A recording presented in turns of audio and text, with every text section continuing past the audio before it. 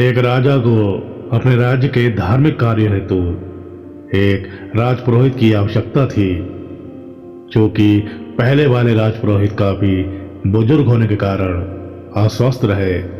फिर उनका अवसान हो गया, अतः राजपुरोहित का पद रिक्त था। राजा ने विचार किया कि अत्यंत योग्य व्यक्ति को राजपुरोहित बनाना चाहिए, क्योंकि वह एक प्रकार से राज्य का आध्यात्मिक नेतृत्व करता है। बहुत सोच विचार करके राजा ने यह घोषणा की कि आज से 1 महीने पश्चात वह राज्य के समस्त आश्रमों का दौरा करेंगे। जिस साधु का आश्रम सबसे बड़ा होगा उसे राजपुरोहित के पद पर नियुक्त किया जाएगा।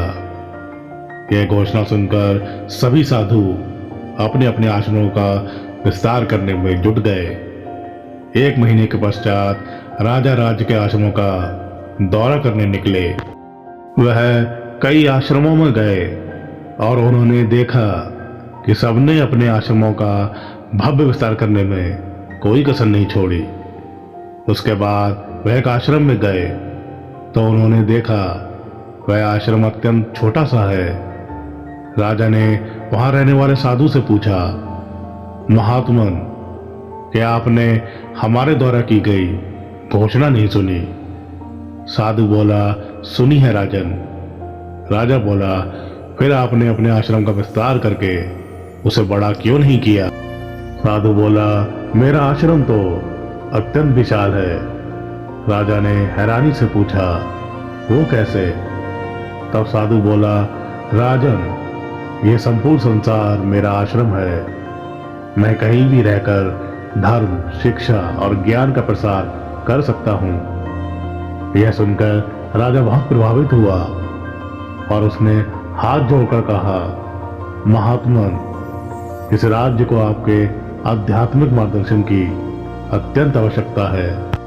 आपके आध्यात्मिक मार्गदर्शन से मेरे राज्य की प्रजा का कल्याण होगा।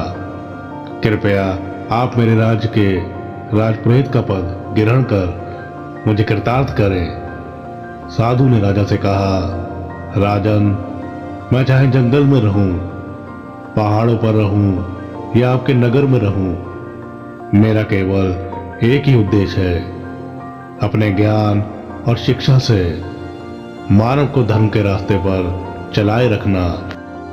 आपका आदर भाव और प्रजा के कल्याण की भावना देखकर मैं इस पद को स्वीकार करता हूं। वस्तुतः समाज के कल्याण के लिए स्वयं को प्रत्येक स्तर पर समर्पित करना ही सच्ची साधुता है। वीडियो अच्छी लगे तो लाइक, शेयर एंड कमेंट करना ना भूलें और चैनल को सब्सक्राइब जरूर करें।